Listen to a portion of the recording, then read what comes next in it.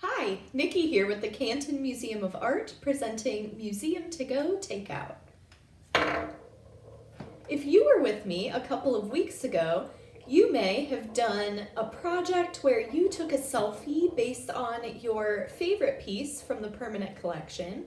The exhibition from that video that we talked about was called In the Parisian Salon. And we talked about all different kinds of portraits and things that were in that exhibition. But what we didn't talk about was a very specific type of art that was also in that exhibition. And that is op art, also known as optical illusion art. And today we're going to be talking about optical illusions. I'm going to be showing you some really cool things where we can make a CD spin around on a marble. I'm also going to be showing you how to make your own tops. And we're going to experiment with colors and lines and shapes and things like that to make optical illusions of our own. Before we do that, let's get started by learning a little bit about op art by checking out some pieces from our permanent collection, some things that you may or may not have seen, different types of optical illusions, and different things that make you see optical illusions, like kaleidoscopes and telescopes. All right, let's jump in. All right, let's learn about op art. Wikipedia says op art, short for optical art, is a style of visual art that uses optical illusions. Op art works are abstract, with many better-known pieces created in black and white. Typically, they give the viewer the impression of movement, hidden images, flashing and vibrating patterns, or of swelling and warping. Now, I won't be showing you any black and white op art today, except for maybe the last slide that I showed you, but I did use black, white, and blue to make the image that you're looking at on the screen right now. If you move your head closer to your screen and further away from your screen, you'll notice that it looks like the inner circle is growing and that the rest of the circles are kind of pulsating around it. Because black and white are opposite each other, there's something called contrast that makes your eye try to differentiate between what thing to look at. Do you look at the white or do you look at the black first? So when that's happening, it creates movement in a piece, especially when there's a lot of black and white really close to each other. Some op art artists did this with black and white, but other op art artists chose to use complementary colors, or colors across from each other on the color wheel, or they chose to use lines and shapes to make optical illusions happen in front of your eyes. Let's take a look at some op art from our permanent collection. So here you can see 4 examples of op art from our permanent collection, and all of them are quite different. If you take, for example, on the left, Temple of Midnight Red, you can see that the artist has used red and green, which are opposite each other on the color wheel, or complementary colors, to create an image where your eye is fighting to see which thing you should focus on, the red or the green. The artist also uses lines and places lines very close to each other. If you draw lines very close to each other on a piece of paper and then you spread them out on both sides of the really close lines, it's going to look as though your image is warping into the center where those lines are closer together. Lines that are closer together create a darker image or a more pure color. And when that happens, you're kind of trying to fight between the background and the foreground. If you see a lot of black lines really close to each other, you could think that it's a black field on your paper until you look kind of close, and then your eye is going to try to see, do you pay attention to the white behind the black lines, or do you pay attention to the black lines? Another way that artists sometimes trick the eye of the viewer is by using shape. You can see in David Kuntzmann's 102 that there are many different colors that are kind of making you wonder what you should pay attention to in this image. but also it looks as though it's made out of paper and those areas are cut and pulled to the side. But really, this is a painting. And what's really cool about this is the artist has bent some of the squares so that it looks like there's depth in the painting, but really, it's just an optical illusion. Both pieces in the middle by Julian Stanchak show some really cool effects that the artist used. In Cross Currents, you can see that he's played with the spacing of these squares, some being closer together and showing more green, and some being further apart and showing more orange. This makes it look as though that shape in the middle is coming at you and receding back into space.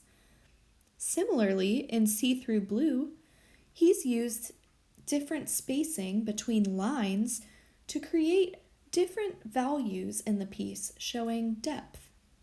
Maybe you've experienced looking through a kaleidoscope before.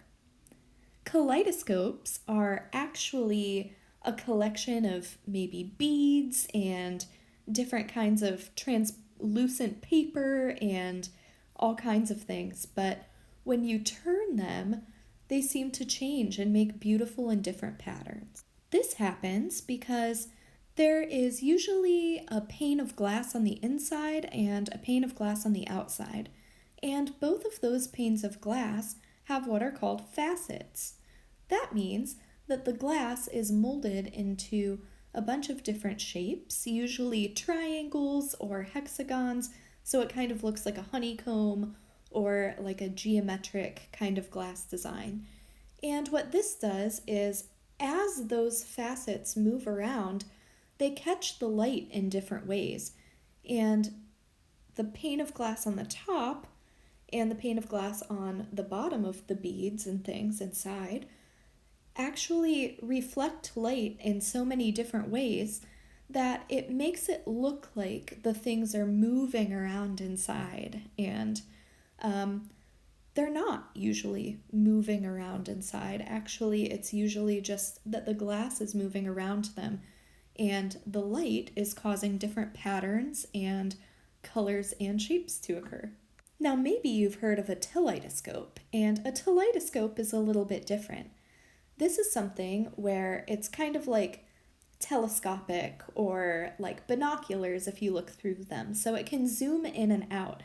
And as you zoom with it, the things inside actually do move, but there are less faceted surfaces, and those surfaces catch the light in different ways. And the more that you kind of zoom into your surroundings, the light actually changes, and then those patterns and colors inside change.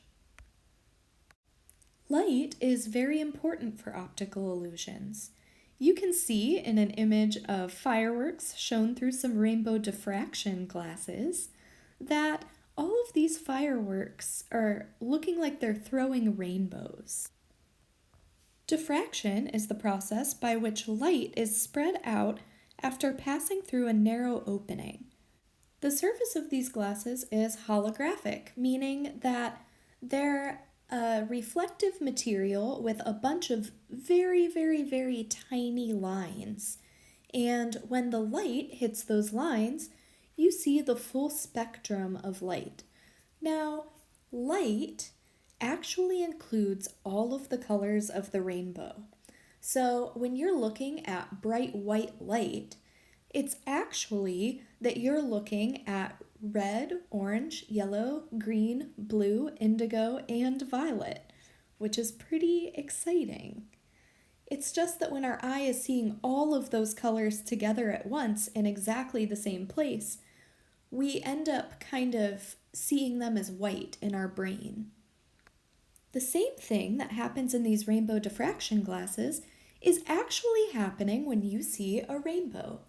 What happens is the light hits a bunch of drops of rain, which are kind of like little reflective lines, and when the sunlight hits that rain, it actually projects an image of all of the colors that make up white light, or the sunlight, for example, into the sky on the other side. Now, that's a lot of science just to talk about optical illusions, but it's important that you know why optical illusions are the way that they are. We're going to go back to talking about line spacing and high contrast to make an optical illusion happen. And this next slide will show you a totally awesome optical illusion. Now, this is an image of the World Wildlife Federation panda, and I'm wondering if you see the panda yet. If you don't, squint your eyes really hard. Do you see the panda now? I know I do.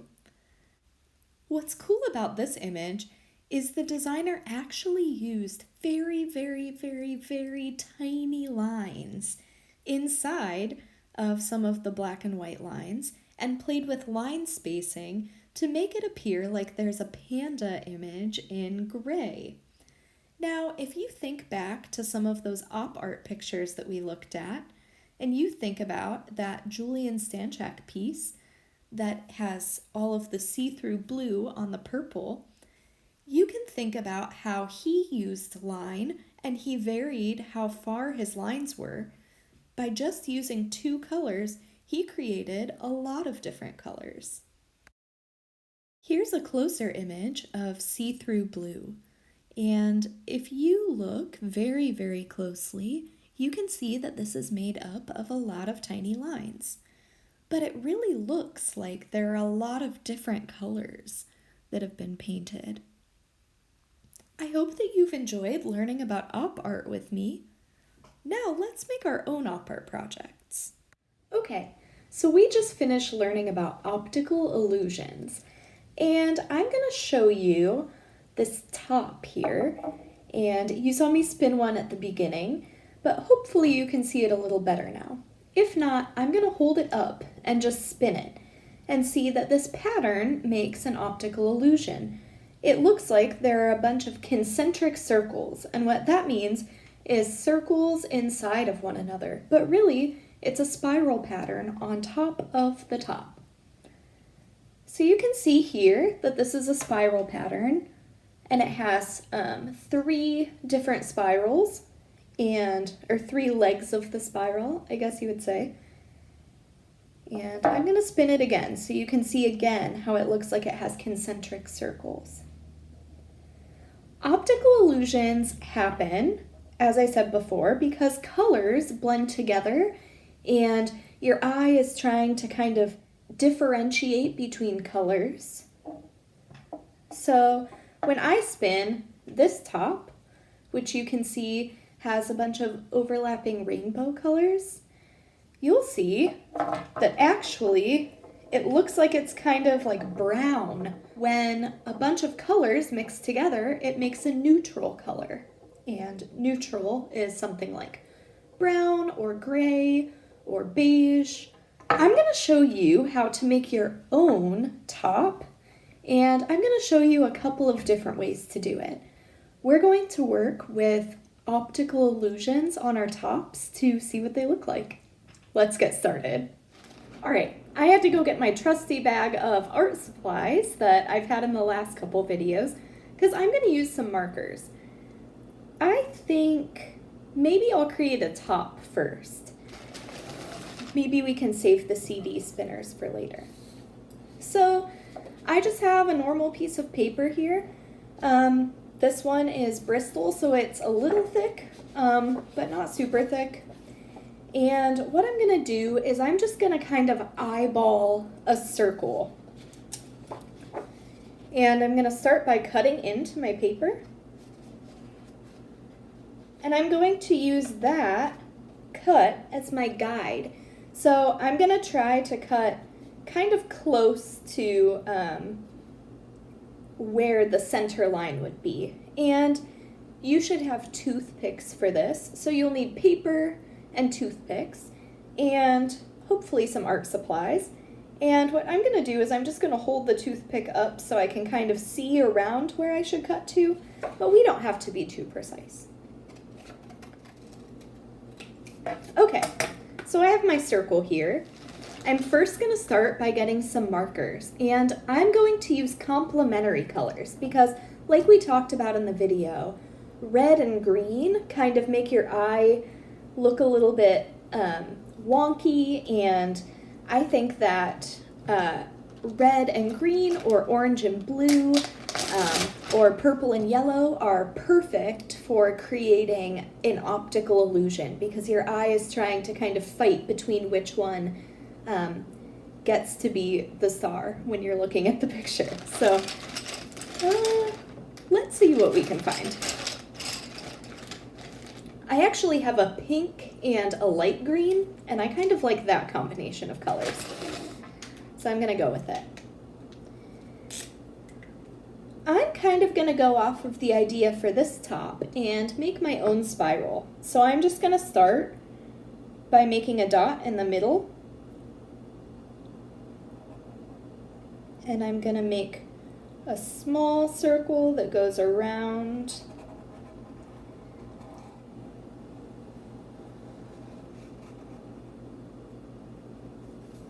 Okay. And now I'm going to color this in a little bit thicker.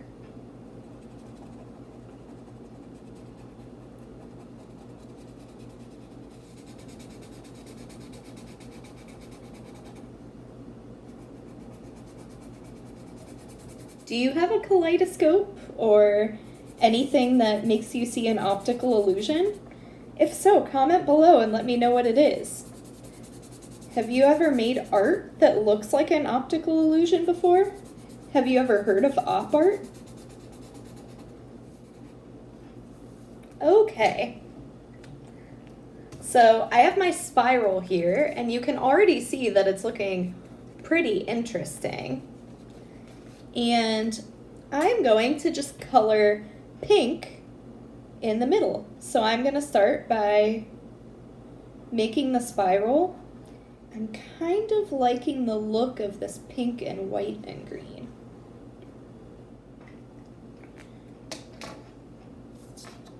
Whoa. Totally crazy. All right, awesome. I think I'm just gonna leave it pink and white and green. And now I'm just going to gently put my toothpick through the center of my paper. And now you might want somebody to help you with this, because you can really easily poke your finger. I like to kind of just go really slowly. All right, and it's really stuck in there now. Now I'm gonna show you my homemade top. Oop.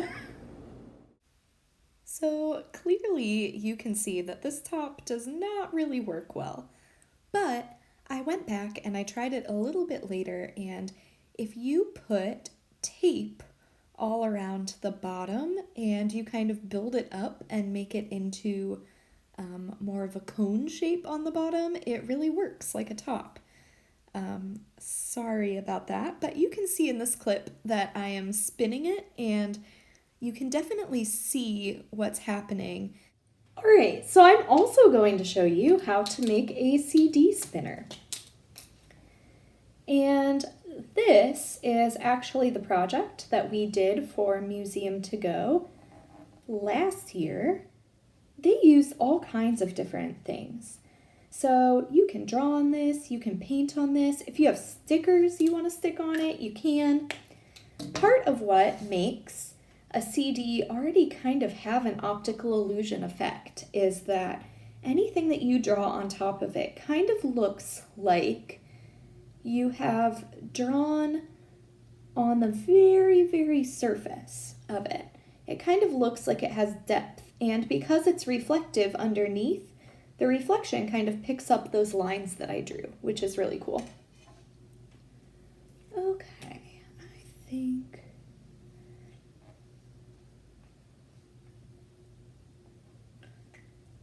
I don't know about that.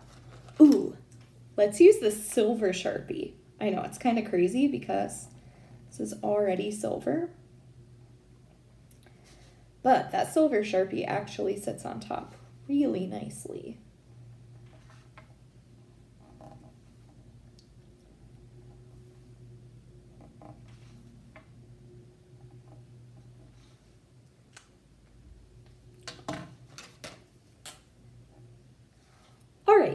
so I have my CD all done, and I think it's really cool because the rainbowy effect kind of still shows through, and you've got these nice designs on there.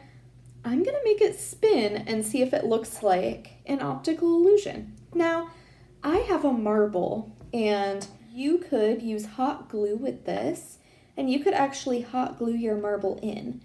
Unfortunately, I don't have any hot glue. If you have hot glue, please just glue right on top and ask somebody for supervision. But I'm just gonna spin this really gently. Wow, that is so cool. It's cool too because the rainbow kind of stays in the same spots. Let's check out a close-up of this spinning CD spinner. Now, the center is pretty cool because you can kind of see through the marble. Also, you can see when I'm moving this camera up and down toward it and away from it that I'm really getting some cool effects in the reflection. I'm also seeing the rainbow really illuminated, and all of those things that I drew and colored are really showing up. If you have hot glue on it, you can spin it very fast, but if I try, it's gonna pop right off. So definitely glue it down if you can, but if you can't, you can still use it, and you can just make it spin really slowly. Also, what's cool about this is I think this would make a very awesome sun catcher to hang maybe in front of your window. Maybe you can see how it interacts with the light. So very cool. All right, I had a lot of fun making these spinning gadgets. Some worked a little better than others, but that's also, like I said, kind of the fun of art. Experimentation is always exciting. So, you know, even if you don't like what you made, sometimes it turns out that you learned something from it. I learned that maybe toothpicks don't stand up that well. Anyway, I hope that you are subscribed to our YouTube channel. I hope that you are checking up with Facebook every Wednesday to see these museum to-go takeout videos. And I hope that you're also logging on other days to check out all the exciting content that the Canton Museum of Art has to offer you. I hope that you had a wonderful Wednesday, and I will see you next wonderful Wednesday. Bye.